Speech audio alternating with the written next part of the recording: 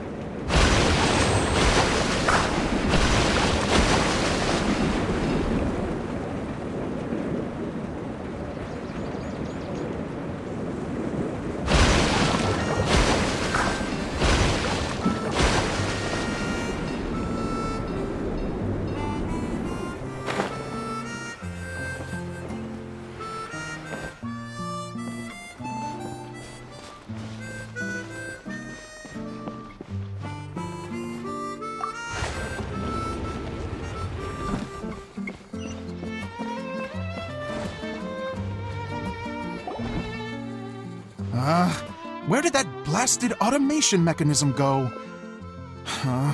The male actor standees are here, but where are the female ones? Who's that? Idea? Yes, Sosimos! 'Tis I, Idea! How's that for a dramatic entrance? This is a surprise. I was sure you'd be... Curled up in a fetal position, crying to yourself? Wow, what a fascinating little creature. Did you just read my mind? The name's Paimon? And no, Paimon's no mind reader. Just call it an educated guess. It seems everyone shares a similar opinion about you, Idea. I knew from the start that a managerial role wasn't for me. But I found my true calling now. As a mascot! Mascot? Is that a new role? I don't remember casting you for that. Okay, enough about me. I'm just here to introduce you to some new friends of mine.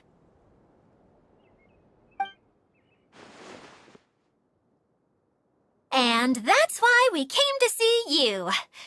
Well, do you have the component that fell out of the central hub? I do.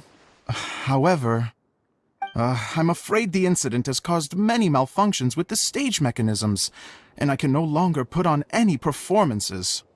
Okay, so you're holding the component ransom till we help you fix the mechanisms, huh? No, till we fix the stage, surely. I'd have thought he wants us to make some more props, no? Given that some of the standees are missing.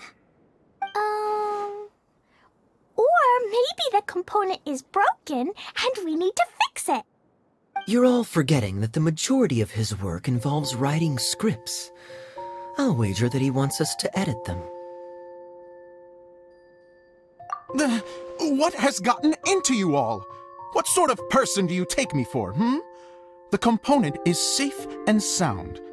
I can give it to you now if you'd like. Although I was hoping that maybe you might be willing to help rescue my show? You're a big group. I have lots of roles to fill. It would really speed up the casting. A show? That sounds fun! I want to help! Can we? Also, truth be told, I've hit a bit of a roadblock in my script and was just thinking about how to move the story forward. And then you all showed up. Suddenly, I got my muse back.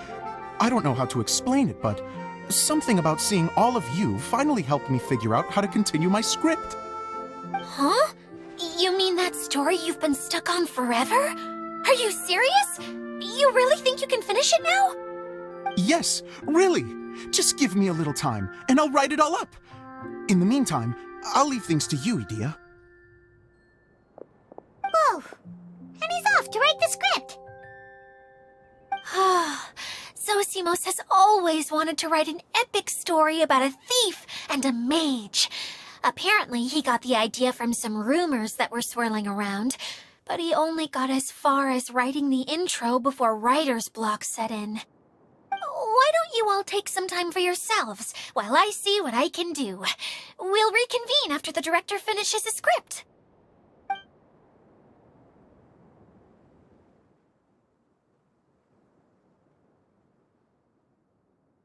A director, my friends, is a storyteller. And the key ingredient to every good story is inspiration. The moment I laid eyes on General Sangonomiya, inspiration hit me for a brand new character. The heroine was the missing piece of the puzzle. The rest of the story flowed naturally from there, and now it's finished. So please, take a look through your scripts, and we will tell this story together.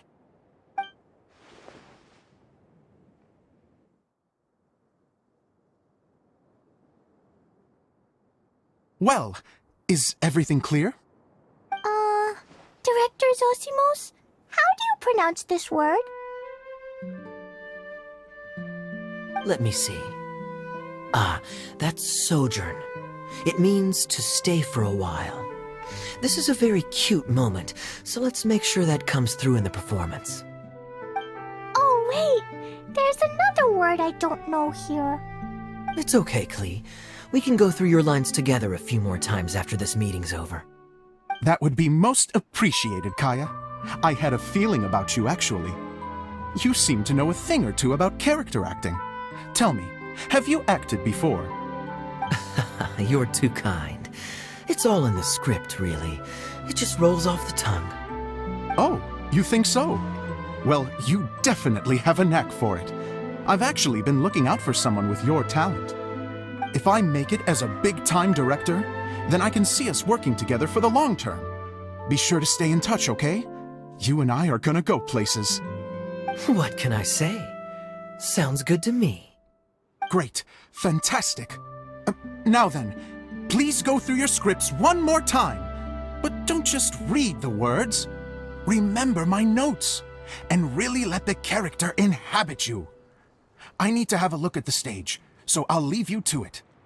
If you need me for anything, I'll be in the big theater right in the center of this area.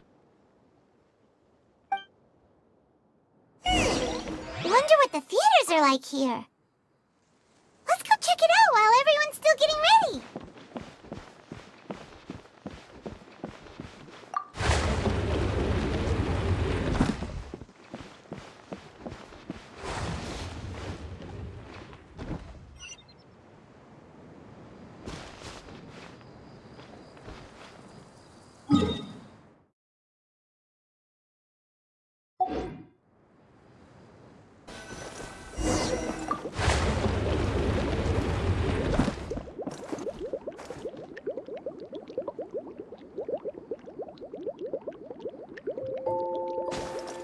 Yeah!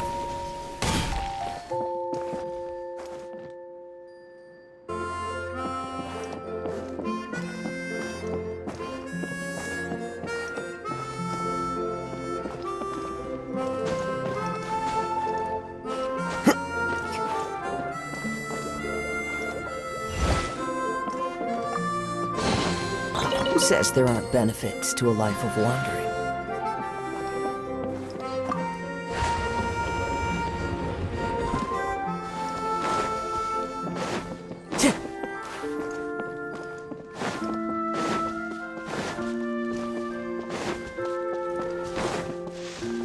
Time to go.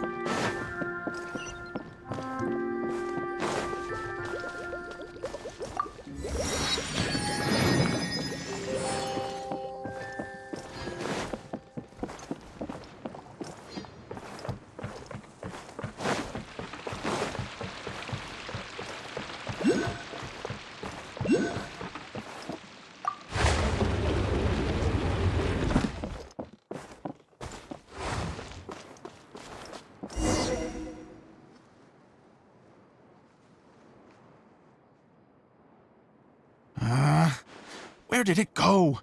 I put it right here. Hey, Zosimos! What you up to? Oh, it's you two. Please, come here. Feast your eyes on this stage. I designed it myself. So, directors have to design the stage too? Oh, I'm no ordinary director. I take a more holistic approach.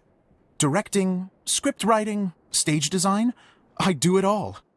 Sounds like a lot of work. Adia wouldn't be able to handle that kind of job. Edea has her work cut out for her too, you know. She's my one and only member of the audience, though she often criticizes my shows. Well, she just says what she thinks. You don't know how to write, or this is getting ridiculous. I think it's because I use preprints in a way that she feels goes against what they're intended for. But even though she's my harshest critic, she's also been my biggest supporter in a lot of ways. I guess you could say she's like my agent. I'm very grateful to her. I've always dreamed of being a director, but I've never had the chance until I came here. So, what did you do before you came here? Like I said, I dreamed. From a young age, every time I came home after a show, I'd go over the story again and again in my mind. Growing up, my biggest aspiration was to be a director. Unfortunately, I couldn't offer much beyond my practical skills, so I ended up spending most of my time as a prop designer and doing a bit of set design on the side. Don't get me wrong, I do love building the set, but nothing satisfies me more than putting on my very own show. No wonder you only wrote director on the sign. Exactly. You're not doing a great job of convincing me that you're not a mind reader. By the way, could I ask you for your help with something? I'm having trouble finding the master script, and I'll need it shortly. The one you only just finished writing? You lost it already? Yeah. After I handed everyone their copies, I held on to my master copy while I was checking on everything around the theater. I must have dropped it somewhere. If it's not here, then it might be in the attic. These are the only two places I've been since I finished writing it. But, I still have some things to do to get the stage ready. Would you two mind having a look for me? No problem. We'll find it.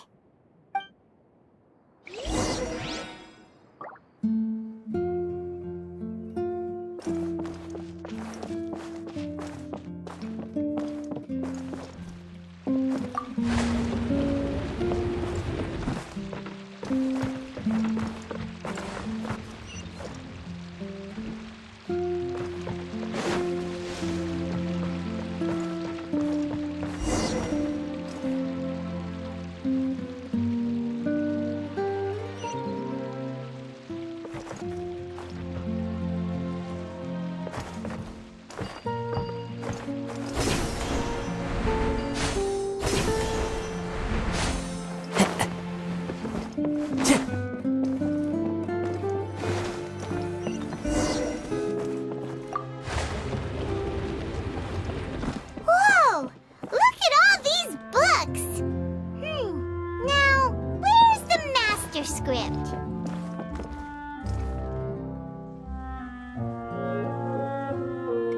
Oh, it sounds like a water droplet is on the second floor. Let's go have a look.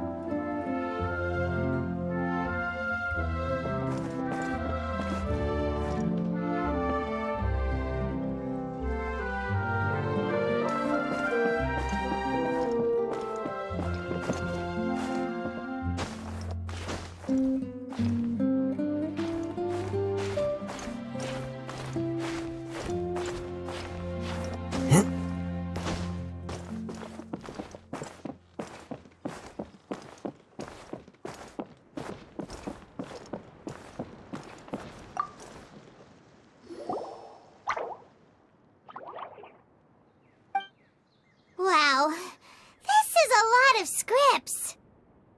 Looks like the water droplet has been managing them for the director. Most of them look like works in progress. Then it should be the one that's finished. Okay, let's look for the thickest one and then check the ending. This is the only script that fits the bill. Plus, it looks pretty new. This must be the master script. Let's go give it to Director Zosimos.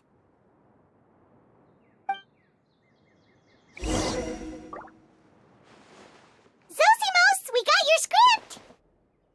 Ah, thank you. That's a huge help. I'm running out of time here. There's no way I'll be able to fix everything up perfectly. We may just have to wing it. Anyway, the stage is secondary. The performance is what really matters. Things can always go wrong on stage, but as long as the show goes on, it should be fine. You don't sound very confident in what you're saying. It's true. I realize now that a show is the art of the unknown. Even if you have the same actors performing on the same stage, the performance will be slightly different every time. Those subtle differences are what make each performance special. Okay. One last request. Traveler, you can enter the preprints, yes? The truth is that my sets are composed entirely of preprints. First, I use materials to make the objects. Then I take those objects and turn them into the preprint. Now, of course, preprints are really meant for making objects to furnish the domain. So using objects to create preprints is, strictly speaking, the reverse of what this is intended for. But Edea said that if this is what I really want to do, she's not going to stand in my way. So that's what you meant earlier. Okay, well, what do you need us to do? I'd like the Traveler to go into the preprint set and help move props around during the performance. The reason is, Oh,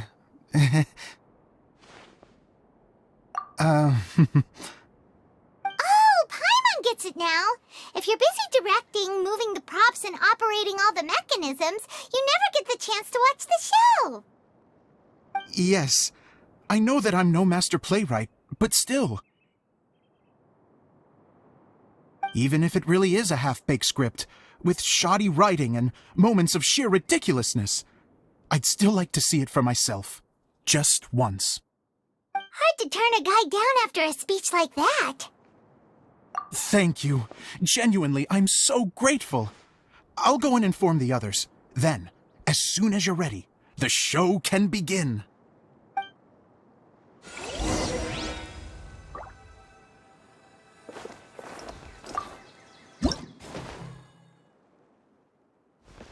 Long, long ago, there was a great thief. He lived in a land where the light did not shine, where all suffered in the darkness. People call me... Sorry, Kaya. Directly into the microphone, please. Otherwise your voice'll, you know. Okay. They call me the Dagger Bandit, but no one sees that I rob the rich and give to the poor. Here in the dark, evildoers run rampant in the shadows, while the good, honest folk stumble blindly on, just trying to find a way through.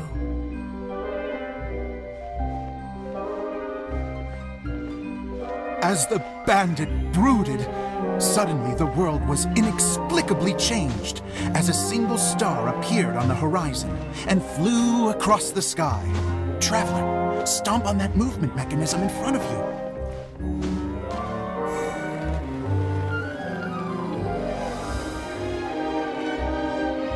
Light.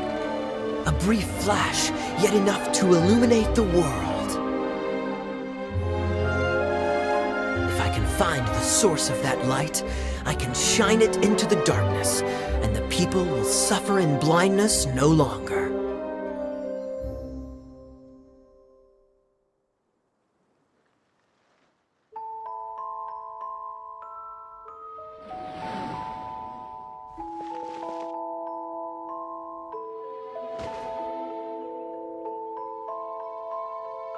Without a moment to spare, he set off to follow the star's course. All the while, the star kept moving through the sky. Traveler, the star kept moving through the sky.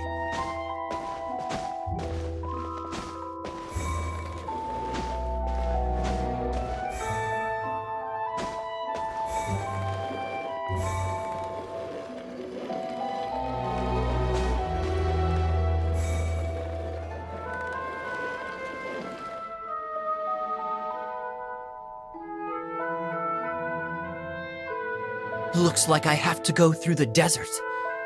This could get dangerous. If everything he'd heard was to be believed, the desert ahead was a no-man's land filled with horrors. Worse still, the star had landed in the most difficult-to-reach location, surrounded by sheer cliffs. But he was determined to press onward.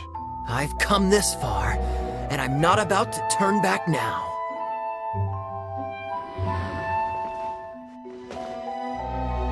The Dagger Bandit trekked deep into the desert wasteland. Yet when he finally arrived at his destination, he found not a fallen star, but a young girl, dressed in white. How strange. I'm positive this is where the star landed. Young lady, do you know where the light has gone?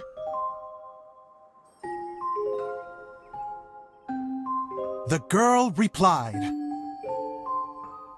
Traveler from afar, the light you seek is only a bottled flame. But the flame has now died, and its light is long gone. A bottled flame? Yes, it was a gift from another. And so, the girl began to tell the story of how the bottle came into her possession.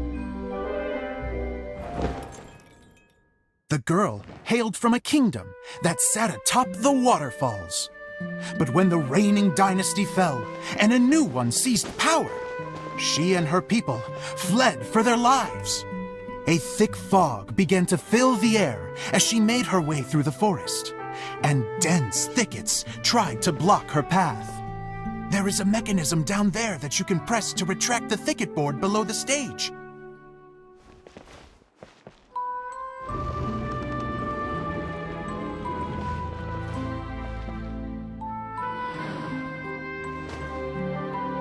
If I only had a lamp to guide me through this wretched forest, then I could survive.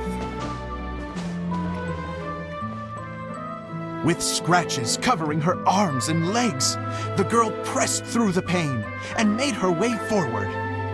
The road ahead was arduous, but she was determined to press onward. I've come this far, and I'm not about to turn back now.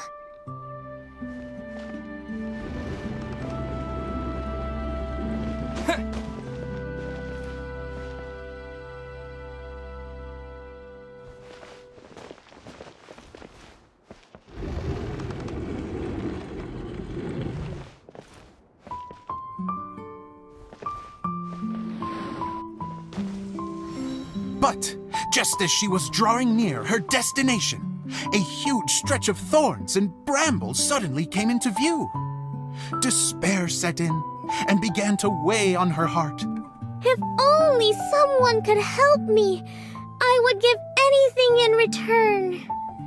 The girl's heartfelt wish in her moment of desperation did not go unheard.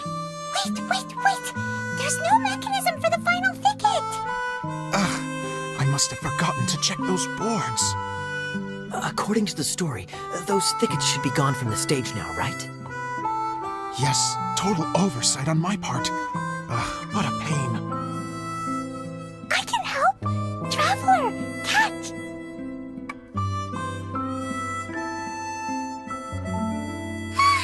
It's a Jumpy Dumpty!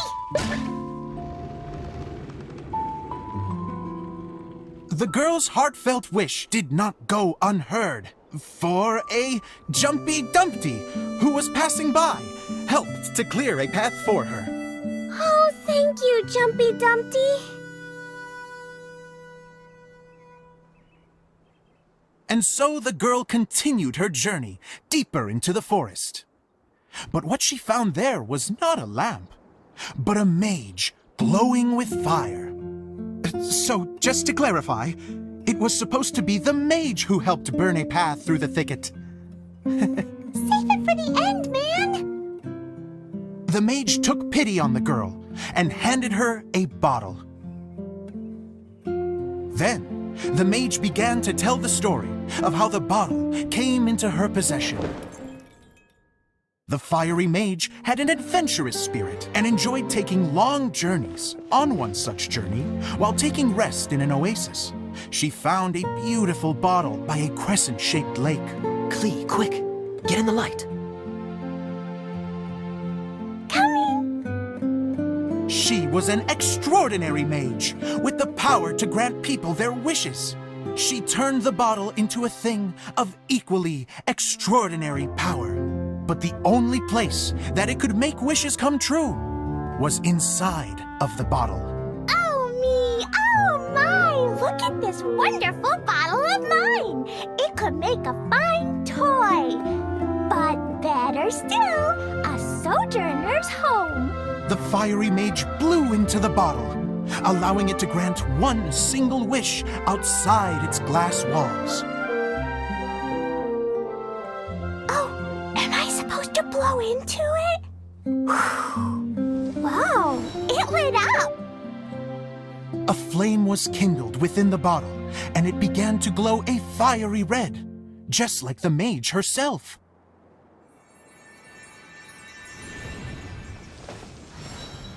After the mage finished telling her story, she disappeared, leaving only the bottle behind. A magic bottle that can grant wishes. And I wish to leave this place and go somewhere where no one will ever find me again. And then? The bottle seemed to softly inquire.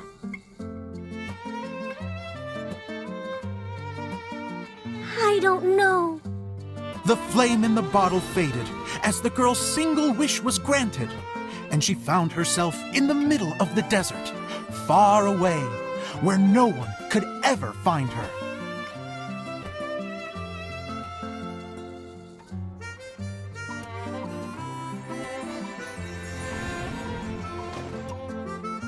When the Dagger Bandit listened to her story, he sighed in disappointment that the flame with the power to grant wishes outside of the bottle had already died.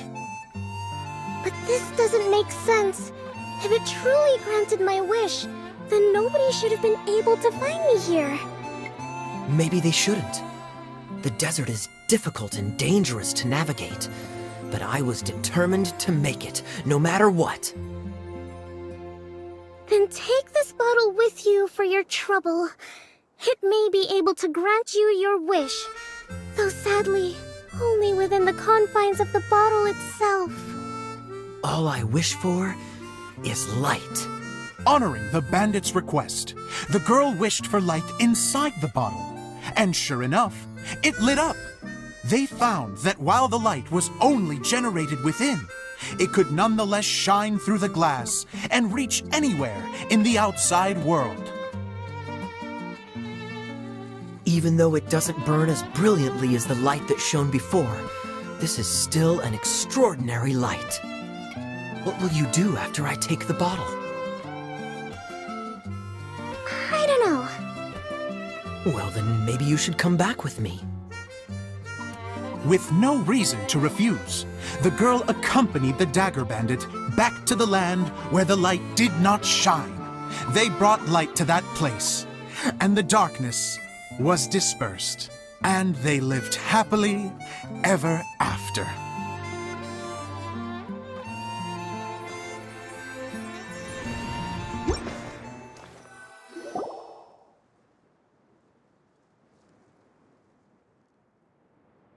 And we're done!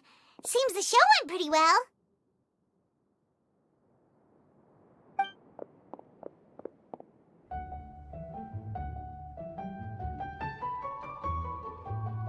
Mr. Honorary Knight!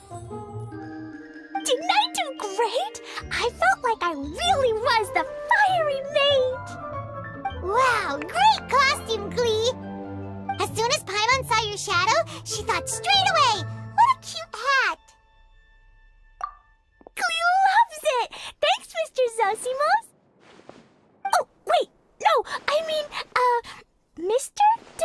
Director.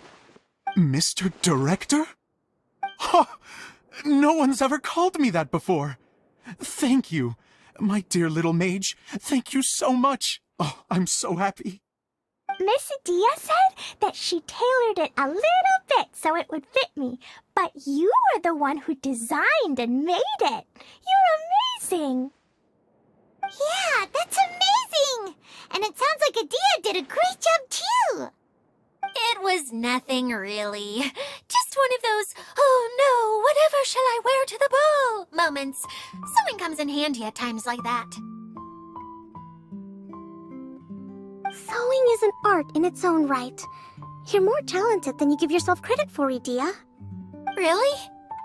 Oh, I'm just gonna go for a second. Please, chat amongst yourselves. She gets embarrassed so easily. She really can't handle being in the spotlight. Idia's a sensitive person and doesn't have a whole lot of self-confidence.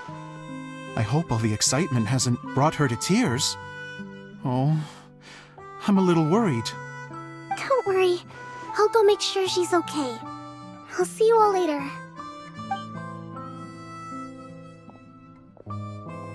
So, what did you all think of the play? Any thoughts? Huh? Uh-oh, time to get serious. Now, are you sure you want to hear what we really think? Oh, absolutely. I had the courage to ask, didn't I? So, don't mince your words. Go ahead. Speak your mind. I can take it. Okay, Paimon will go first. So, the dialogue at the beginning was pretty good, but it ran out of steam as the story went on. Paimon could tell that you ran out of inspiration somewhere along the way. The characters were honestly a little bit ridiculous. Paimon didn't get what you were trying to do. The moment anyone started to show any kind of substance, suddenly the scene was over. Yes, all very good points, Paimon. I would add that in its attempt to pay tribute to the series 1,000 Nights, all semblance of a coherent was sacrificed. Plus, I do have to penalize you for the issues with the props. Miss Adia, what are you doing back here? Oh, you know, I return like the tide when people start discussing something important. Huh. Especially when it has to do with criticizing my show. Mm-hmm. But there was one thing I liked about it. Just one, mind you. The story had a good ending. You think so? I thought I was letting him off lightly. Adia, could I borrow you for a moment? Oh, sure. Excuse me for a moment. Back to you, Paimon. Keep up the good criticism. Okay, in that case, Paimon did have one other complaint. Let's hear it. Taking criticism on the chin is all part of being a director. The ending was all wrong. The girl's motives were clear and simple the whole way through. It was kind of jarring when all she had to say was, I don't know. And doesn't anyone else find it weird how her whole community was on the run, but she was only looking out for herself the whole time? I'm fine. I'm not going to improve without feedback. I also learned a lot this time with the chance to be off stage. To be honest, it was a dream come true. What a great attitude. You don't seem upset at all by our comments. I wouldn't say I'm completely unaffected, but you're only speaking the truth. They're all very valid points. Still, now that Paimon thinks about it, you did finish the script in a bit of a rush. Maybe we were being a little too hard on you. That's perfectly fine. Nothing is as important to me as my work on the stage. We all use our imaginations when we're kids, right? I used to play with dolls and my own cardboard cutouts by the light of an oil lamp. The shadows would come to life and dance on the walls. I never got tired of it. Fast forward to now, and in many ways, I'm still that same little kid, lying on his bed, making sound effects. And I get the same joy from running a show now as I did in my little bedroom theater. Of course, a director can accomplish nothing without a cast and crew. So on that note, I want you to all know that I am eternally grateful to each and every one of you. Hey, don't mention it! We had a blast! Okay, here, take this. Your component, as promised. It's the bottle from the show!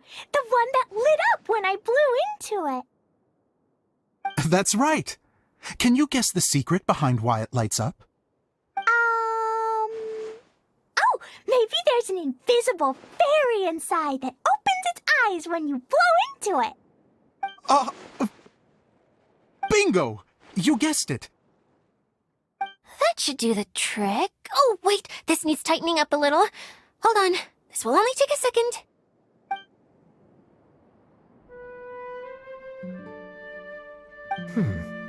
This outfit's more fashionable than I imagined. Excuse me, everyone. Do you have a moment? Especially you, Zosimos.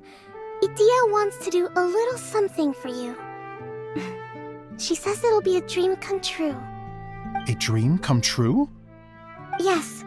She said that as useless as she is, she wants to do something for you as the first person to have heard of your dream of being a director. Her words, not mine. I have to disagree, though. I have never thought of Idia as a useless person. How is this suddenly about me? If everybody is ready, then I'd like to invite tonight's male lead to take the stage. Ta-da!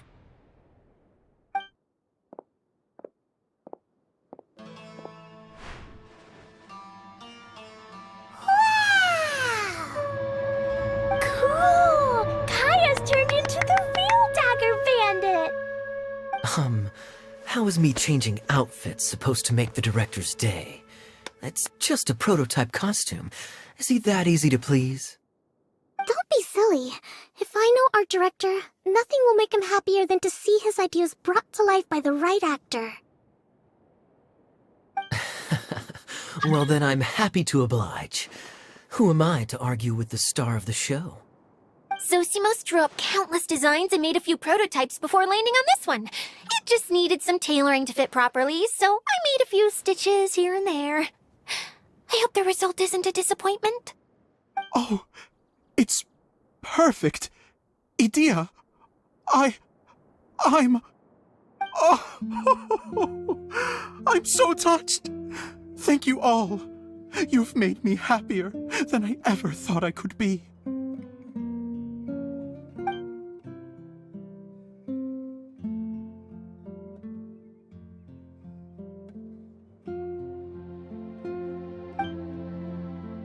How are you doing? Recovered? Oh, I'm good. Thank you again, Idia. Oh, please, don't mention it.